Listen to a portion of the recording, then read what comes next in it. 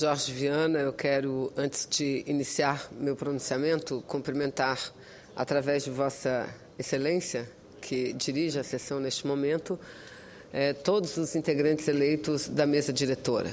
Creio que, diferente do que muitos apregoam, teremos um ano importante para o Brasil, cuja participação do Poder Legislativo, senador Jorge Viana, sem dúvida nenhuma, será fundamental para que possamos atingir os avanços preconizados, não só pela presidenta Dilma, mas esperados com muita esperança por todo o povo brasileiro. Então, senador Jorge Viana, parece até que esta vaga de primeiro vice-presidente do Senado Federal é uma cadeira reservada ao Estado do Acre. Tivemos aqui o senador Tião Viana como vice-presidente da Casa, eu, à época, era deputada federal, Sua Excelência, governador do Estado do Acre, e, recentemente, senador Aníbal Diniz, que aqui está, que também, com muita competência, com muito cuidado e com espírito de profundo respeito democrático, também presidiu, ocupou a cadeira da primeira vice-presidência. Não tenho dúvida, senador Jorge Viana,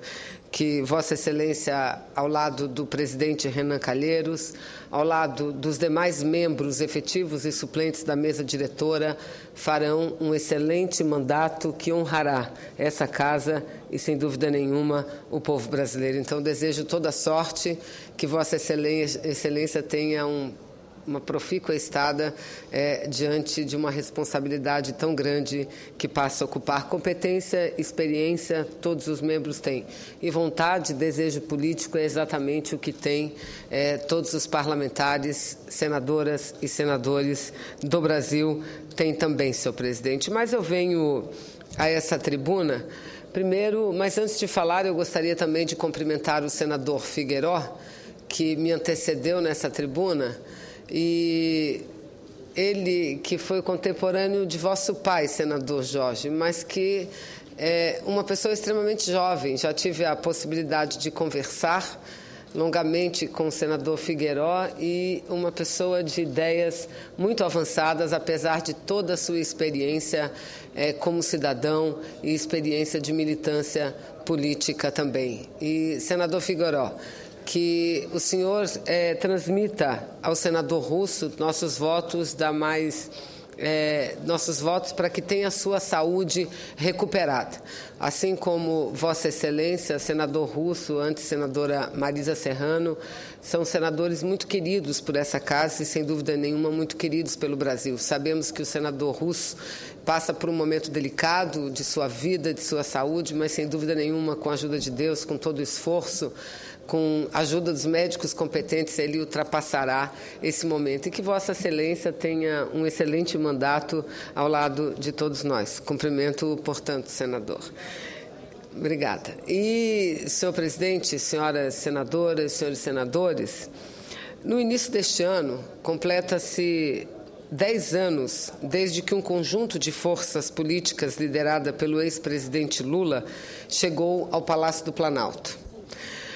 Não há dúvida, de lá para cá, o Brasil tem mudado radicalmente, principalmente porque o novo governo fundamentou a sua política no Estado como indutor do desenvolvimento econômico e priorizou as políticas sociais. No campo externo, o país direcionou suas ações para uma parceria maior, uma parceria mais sólida com os países latino-americanos, caribenhos, países do continente africano, com a Rússia, Índia, China e União Europeia. Ou seja, a política externa foi marcada pela diversificação nas relações entre o nosso país e as demais nações, o que tem sido muito importante, inclusive, no enfrentamento da crise econômica internacional. Um quadro, senhor presidente, que é totalmente adverso dos governos anteriores, quando se trabalhou pelo desmonte do Estado, ou seja, através da tentativa e da aplicação até certo ponto, da política do Estado mínimo. O panorama daquela época era de prolongada recessão, desigualdade e exclusão social.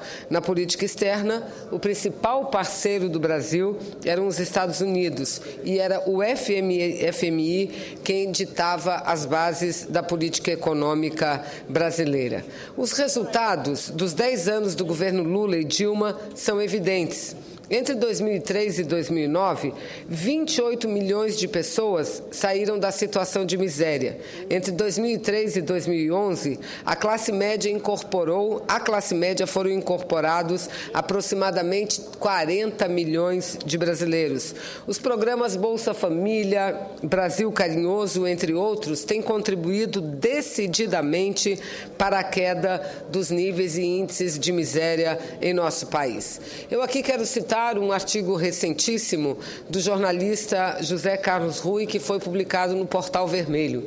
O Portal Vermelho que expressa muito a opinião do nosso partido, do meu partido, o Partido Comunista do Brasil, PCdoB. De acordo com o jornalista José Carlos Rui, e baseado em estatísticas oficiais, os governos de Lula e de Dilma criaram 17 vezes mais empregos do que os 8 anos do governo tucano do ex-presidente Fernando Henrique Cardoso. Ou seja, desde 2003 foram criados mais de 16 milhões e 200 mil empregos formais no Brasil, com carteira de trabalho assinado. Isso dá uma média mensal de mais de 135 mil empregos, ou seja, mais de 4.500 empregos novos, formais, criados por dia, nos 10 anos do governo do presidente Lula e da presidenta Dilma. Nos 8 anos do governo tucano, entre 94 e 2002, o saldo de empregos foi de apenas 780 mil empregos formais, ou seja, uma média mensal de irrisórios 8 mil empregos, contra os atuais, repito, mais de 135 mil empregos. Porém, apesar desses nítidos avanços, eu aqui quero rapidamente destacar que no mercado de trabalho as mulheres foram as que mais avançaram e continuam avançando. Entretanto, senadora Ana Amélia, senadora Ana Rita, voltarei à tribuna somente para falar disso, da presença da mulher no mercado de trabalho do Brasil. As mulheres que a cada dia têm se mostrado muito capazes, mas que ainda encontram muitas dificuldades de alcançar e conquistar e ocupar postos chaves. Mas temos avançado e isso é muito importante para todas nós, mulheres brasileiras, principalmente nós parlamentares, que lutamos muito por uma sociedade onde homens e mulheres sejam tratados de forma igual, sem qualquer tipo de manifestação de discriminação. Porém, senhor presidente, senhoras e senhores senadores, apesar dos índices claros de avanços alcançados no país, os efeitos da grande crise capitalista no mundo continuam nos impondo desafios. Diante do fraco crescimento do PIB no ano passado, em torno de 1 a 1,2%, é de fundamental importância que este ano de 2013 o PIB alcance um crescimento significativo. E eu acredito que muitas medidas e medidas importantes, imprescindíveis, que deveriam ser tomadas pelo governo estão efetivamente sendo tomadas para que a gente possa esse ano crescer e daí numa sequência de forma sustentável, segura, num ritmo muito mais acelerado do que os atuais 1%. Entendemos nós do Partido Comunista do Brasil que deveríamos crescer no mínimo neste ano de 2013, alcançarmos um índice superior a 4% do PIB, senhor presidente. E para contribuir neste processo, repito, nós temos debatido muito internamente a questão econômica brasileira e temos analisado a necessidade que o Brasil tem de aumentar os investimentos do país de forma que alcance no mínimo 25% do produto interno bruto. Este é o mínimo 25% do PIB que o Brasil precisa investir para alcançar os empregos e seguir avançando no seu crescimento econômico e, principalmente, crescimento e desenvolvimento social com a inclusão que queremos de todos os brasileiros e de todas as brasileiras. Além disso, entendemos necessário também modernizar e aumentar a produtividade do parque industrial brasileiro, com mais aportes em ciência, tecnologia e inovação. Também, como fundamental, entendemos a necessidade de acelerar os investimentos no PAC, no Programa de Aceleração do Crescimento, elevando sua eficiência e acelerando a execução das obras, sobretudo nas áreas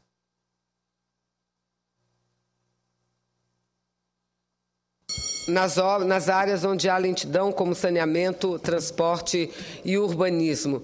No campo econômico, é preciso dar seguimento ao correto ciclo de redução da taxa de juros. E aí eu abro um parênteses para falar da coragem da presidenta Dilma de baixar significativamente os juros oficiais do Brasil, que tem servido nesses últimos anos apenas para transferir recursos públicos, capitais do povo brasileiro para poucas empresas ou poucos empresários nacionais e internacionais. Então, é necessário que se siga mudando a política macroeconômica e, principalmente, reduzindo essas taxas de juros, senhor presidente. Eu quero dizer que, com muito orgulho, eu que sou parlamentar, estou no meu 14º ano de parlamento, 12 anos deputada, e esse ano, iniciando o 3º ano de mandato de senadora da República.